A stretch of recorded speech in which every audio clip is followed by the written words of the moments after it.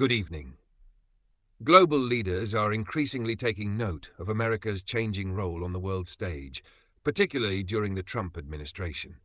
Many have responded not with confrontation, but by stepping up to fill the perceived leadership vacuum. Let's start with France. Just a day after Donald Trump met with South African President Cyril Ramaphosa in Washington, where he made controversial and false claims about white genocide, French President Emmanuel Macron welcomed South Africa's Vice President and a delegation of ministers and business leaders to Paris.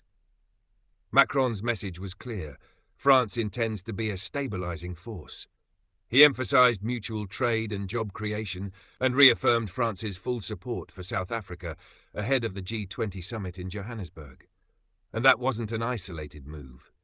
Around the same time, revelations emerged about a $1.5 billion development deal in Vietnam, allegedly fast-tracked for Trump's benefit.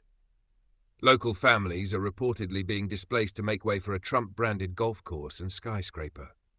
As this story broke, Macron arrived in Hanoi with a French delegation, beginning a strategic tour through Vietnam, Indonesia, and Singapore.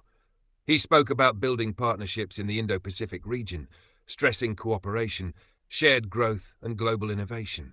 Again, a stark contrast to Trump's transactional diplomacy. Without naming Trump directly, Macron's language pointedly emphasized peace, dialogue, and balance, signaling that France and the EU are looking to fill the leadership role many feel the US has abandoned. Other global powers have made similar moves. China recently hosted a major summit with Latin American and Caribbean nations, positioning itself as a force of stability in the region. Meanwhile, US tourism has taken a significant hit.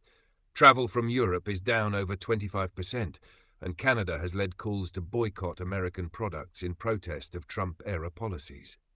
Speaking of Canada, Prime Minister Carney recently announced a plan to crack down on hate speech and disinformation on large US-based social media platforms, citing concerns over rising anti-Semitism, racism, and online crime. And in a symbolic move, King Charles is scheduled to deliver the speech from the throne in Canada, a rare gesture not seen since the 1970s. It's widely seen as a reaffirmation of Commonwealth ties, especially with the UK and Australia.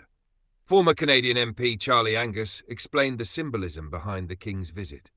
He noted that Canada, once closely aligned with US policy, is now looking to the UK and EU for global leadership, especially in light of Trump's legal troubles and divisive rhetoric. Angus also criticized Trump's inconsistent foreign policy, highlighting how he's repeatedly attacked US allies like Canada while showing deference to leaders like Vladimir Putin. And just days ago, as Ukraine marked the founding of Kyiv with cultural celebrations, Russia launched one of its largest missile strikes yet. In response, Trump gave a vague and passive statement, another moment where critics say leadership was lacking. Historian Timothy Snyder spoke recently at the Council on Foreign Relations, saying that while authoritarian states like Russia attempt to maintain internal functionality, the US, under Trump, is simultaneously weakening basic infrastructure and expanding visible repression. His warning? That the American federal system itself could buckle, not from a coup, but from within.